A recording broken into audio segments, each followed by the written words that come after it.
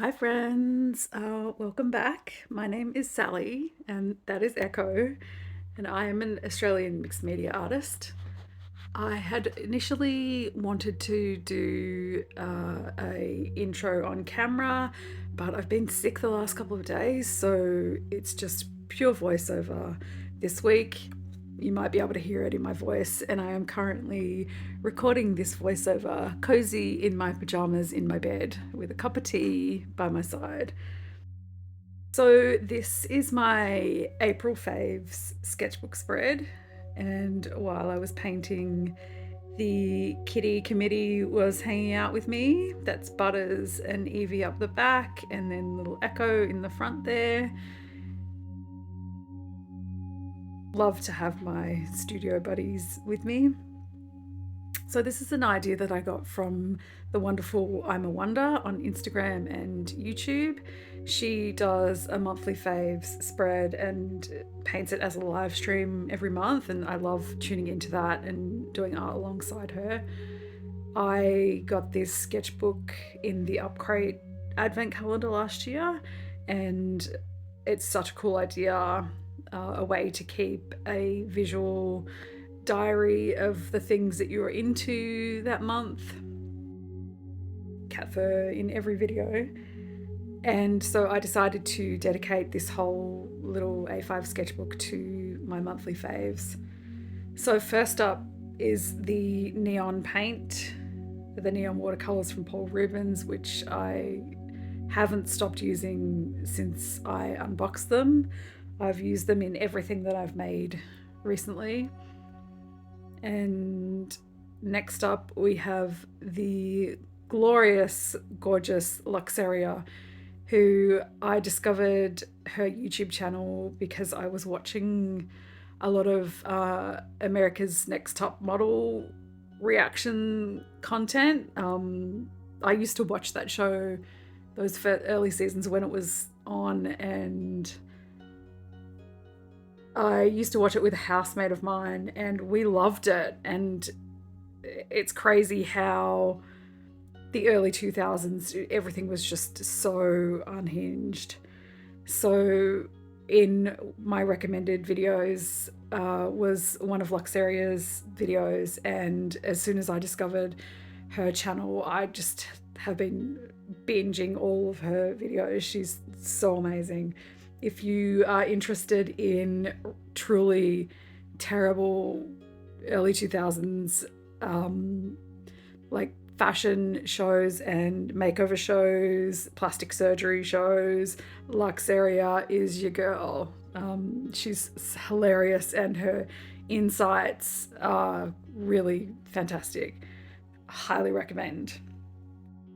And then my third favourite thing for April, of course, with Easter is hot cross buns. Now, hot cross buns usually hit the stores on Boxing Day in Australia, which makes my mum furious. She does not like that they're available so early, but I think they should be in the stores year round. They're just the perfect tasty snack. It's a little bun. Everyone does them differently. Some people just eat them like straight out of the packet. Some people put them in the microwave for a couple of seconds. Some people toast them. I think the ultimate way to eat a hot cross bun is to split it in half and toast both sides under the grill, and then chuck tons of butter on top. They're just so delicious. I don't know what it is about them. I know you can get a fruit bun and it doesn't have the cross on it for the rest of the year, but there is something about a hot cross bun that is different. And traditional fruit all the way. I'm not into all the different variations and flavors that are available. So the way I did this, I didn't think when I was doing the page about the voiceover and talking about it all. So I put the paint down first. I did the watercolor washes on all three illustrations first, and then went in with a black fine liner to add details and some colour pencil. And I will link all of my supplies in the description box down below. So I'm just adding all the details into Lux area here. And this pen here that I'm using was the Tombow that I got in the, what was it, the subscription box I just unboxed. My brain is not working. But it's a dual tip. It's a grey fine liner, like a grey brush pen on one end and a black on the other. And I've been using it a lot since I got that. The grey is really fantastic for doing outlines and fine lines when you don't want that stark black. And then I'm just adding some more details to my delicious hot cross buns. Actually, maybe I should try and make them. Let me know if you've ever made a hot cross bun, because then I could just have them all year round. I would probably not make anything else. I would probably just exist purely on hot cross buns. So maybe it's a good thing, because I have no self-control when it comes to hot cross buns. They're so delicious.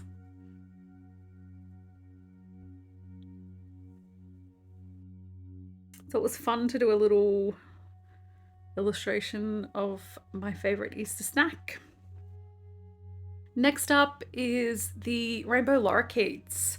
Now, I don't know, but I hadn't had any here. I moved into this place last August, and I hadn't seen the rainbow lorikeets here until a few weeks ago, and then they were coming every single day in my backyard in the tree. They're so beautiful. When I lived further into the city, I used to have them in my yard all the time, and I get a lot of birds where I am now, but the rainbow lorikeets are just so adorable, and it's been really nice to see them. And I haven't seen them the last couple of days since it hit May, but yeah, in those last few weeks of April, I was seeing them every single day, and they are just stunning. They sound beautiful. They're so colourful. I love them. So I guess the other thing of note that happened in the last couple of days is that the campaign that I was telling you all about in the intro of my March faves. So there's a live music venue for sale in Melbourne, and the owners of another bar, another venue, were interested in purchasing it, and they had half the money, and then they were crowdfunding the other half. Well, they actually reached the goal on Saturday, which is incredible, and everyone was over the moon. Like, the whole community came together and chipped in and raised half the funds, which is massive. Like, it was $3 million, absolutely massive, especially in this economy. And then within minutes, the current owners of the venue that's for sale posted a statement about how the actual price of the building had been increased due to land value and all this other nonsense. And yeah, so that was really disappointing. So still not sure of what the actual end result is, but that campaign was successful, which is incredible. So I guess we'll just wait and see if they can negotiate and get the first price. I guess we'll see, hopefully. So my last illustration for my monthly faves is Naomi and Kate. I absolutely love watching runway, especially the 90s supermodels. I don't know what it is about them. They're just so incredible. And I love Kate and Naomi. And I was just watching the documentary Catwalk. And speaking of cats, here's Echo and Evie, who've been with me all day. Little cuties.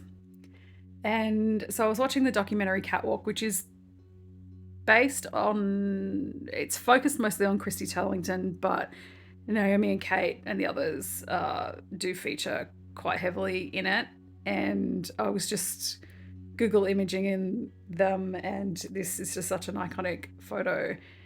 And this particular illustration also is a lesson in trusting the process, and that your paintings will have an ugly phase, and just keep going, keep pushing through.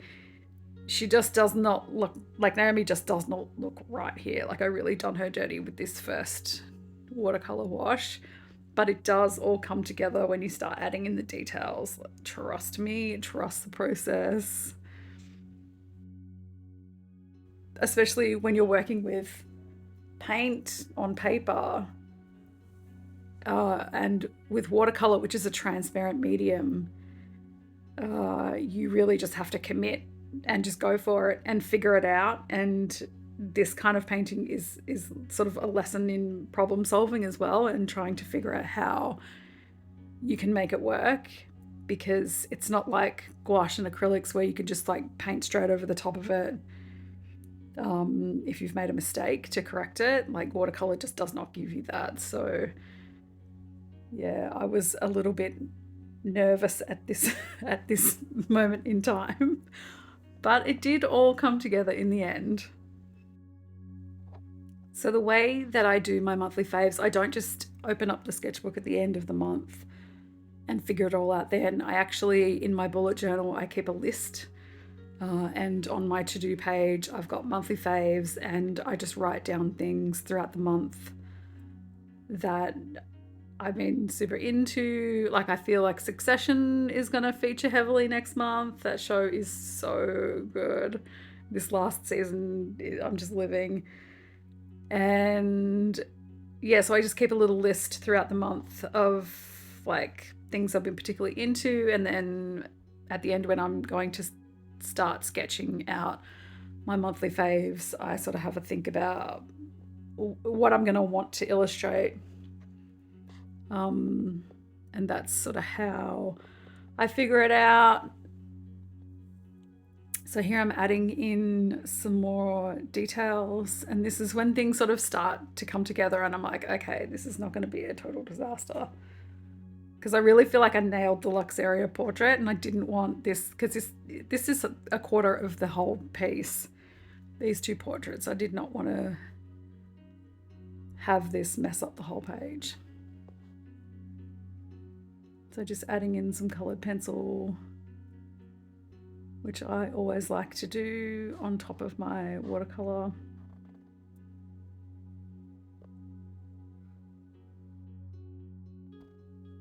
So this is just me finishing up the portraits, trying to make it all come together. Like I said, these two I definitely had to work a little bit harder on, but I always love a challenge.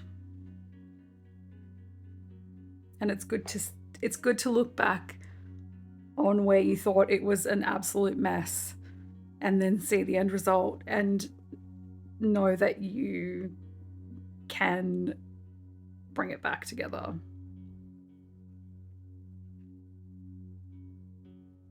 It's especially nerve-wracking because I'm filming this and putting it on the internet. But not everything that you do is amazing, and I am not going to always only share the things that I absolutely love. Like, I feel like I did bring this back, but I'm still not 100% about it. So yeah, I think it's important to be realistic about the process and how sometimes things just don't turn out the way that you wanted them to. But there's so many amazing photos of both of these two that I think that I will do some more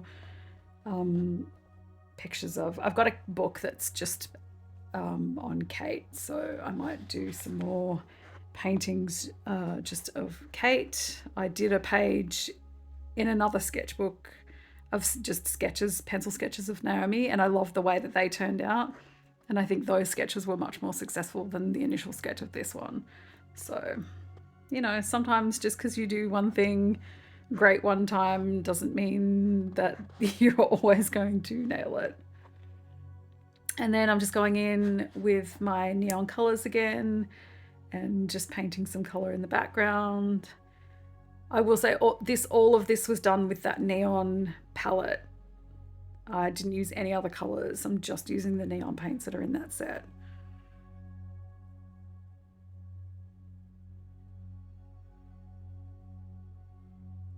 And I've talked about it before, but you can get muted shades by mixing opposite colors on the color wheel. So while all the paints individually are super bright, you can get muted, more natural kind of skin tones if you mix them together. And then I just thought I would paint in some little stars. So here's just a real-time star painting at the end. I think this page came out really cute.